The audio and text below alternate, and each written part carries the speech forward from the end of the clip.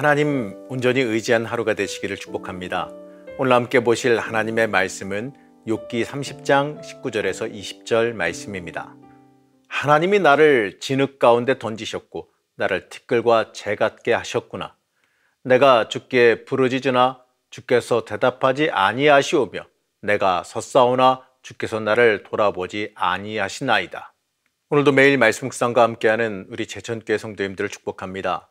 욥은 이 과거에 하나님의 복을 받아 누리던 시절을 떠올렸습니다. 하나님께서 주신 복으로 사람들에게 의롭게 행하며 살아왔음을 떠올렸습니다.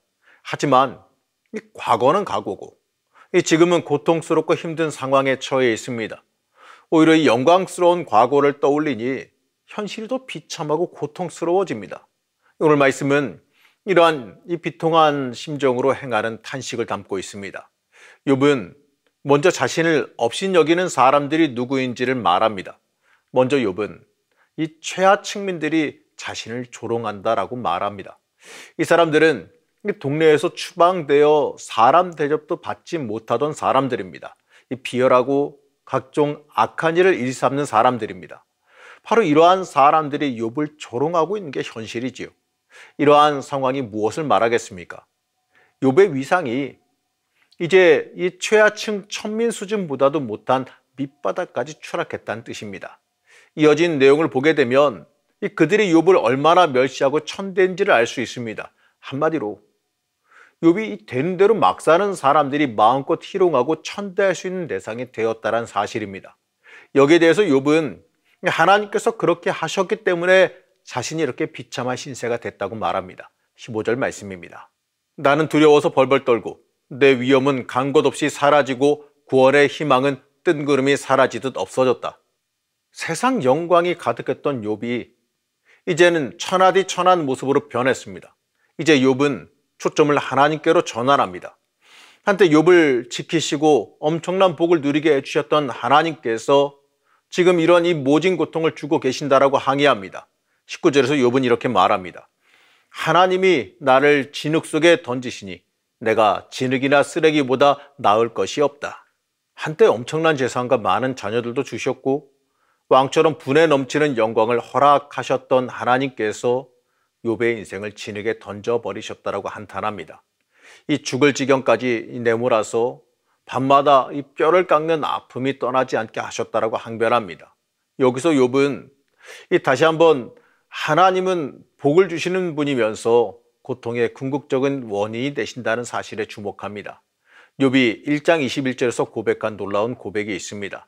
주신 분도 주님이시요 가져가신 분도 주님이십니다. 바로 이러한 고백을 다시 한번 인정하고 있습니다. 이처럼 이 처절한 고통에 빠진 욥은 또다시 하나님을 향해서 울부짖지만 하나님은 여전히 침묵하고 계십니다. 과거를 회상하며 하나님께서 주신 은혜를 생각하면 하나님을 찬양할 수밖에 없지만 지금 처한 현실을 보면 이 괴로움에 하나님께 울부짖을 수밖에 없는 모습이 욥의 현실입니다.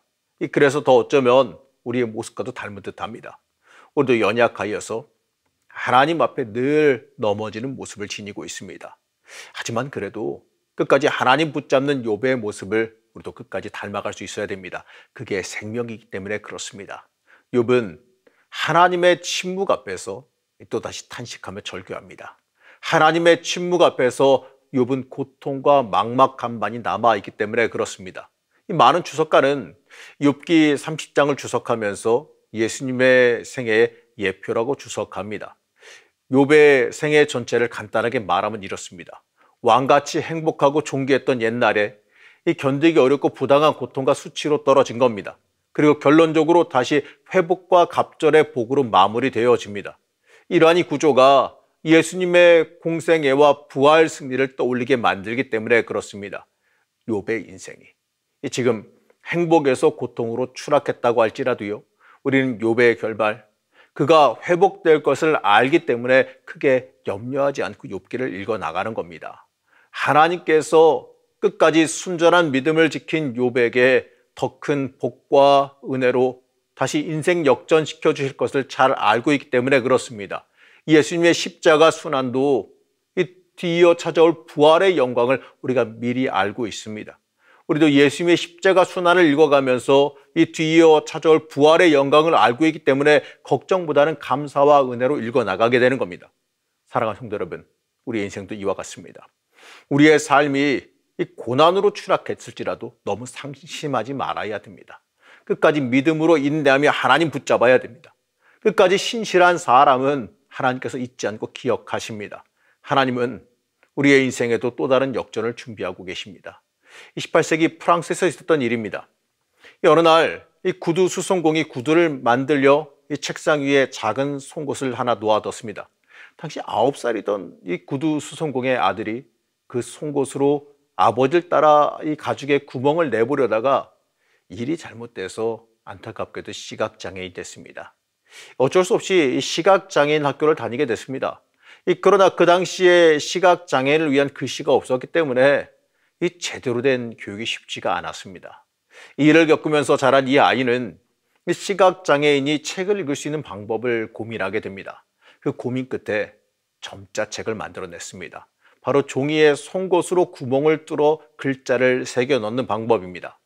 이 사람이 발명한 책으로 인해 이 많은 시각장애인들이 교육을 받고 사회적인 활동을 할 수 있게 됐습니다.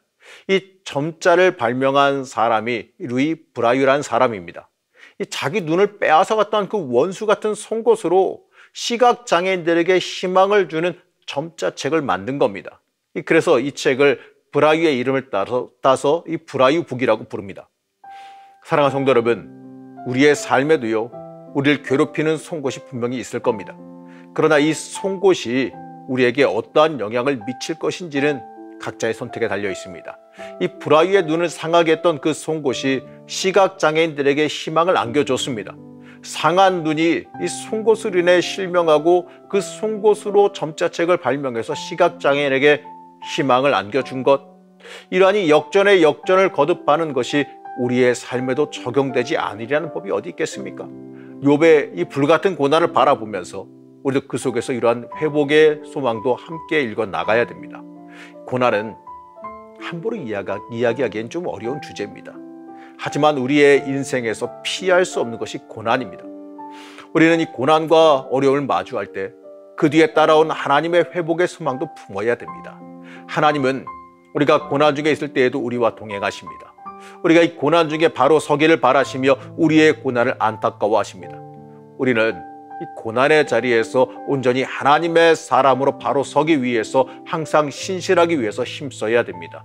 하나님의 사람으로 인내로 이겨 나아가면 이 회복의 은혜가 임할 것을 믿고 순전한 신앙인으로 살아갈 수 있기를 바랍니다. 오늘하루 하나님의 은혜로 하나님의 은혜와 소망이 여러분 삶 가운데 가득하시기를 간절히 축복합니다. 우리의 소망이 되신 하나님, 고난 중에도 그 고난을 통해 우리를 쓰시는 하나님의 섭리가 있음을 믿습니다. 우리를 어떻게 인도하시고 이끌어 가실지 우리는 알지 못합니다. 하지만 하나님께서 하나님의 방법으로 가장 선하게 이끌고 가고 계심을 믿습니다. 하나님 앞에서 모든 상황을 넘어서서 항상 신실한 자녀로 설 수 있게 도와주시옵소서. 오늘날을 지내면서 고난 앞에 무너지지 않게 하여 주옵시고 소망의 하나님을 붙잡아 일어서는 하루가 되게 허락하여 주시옵소서. 오늘도 힘과 능력이 되어주시는 예수님의 이름으로 간절히 기도드렸습니다. 아멘.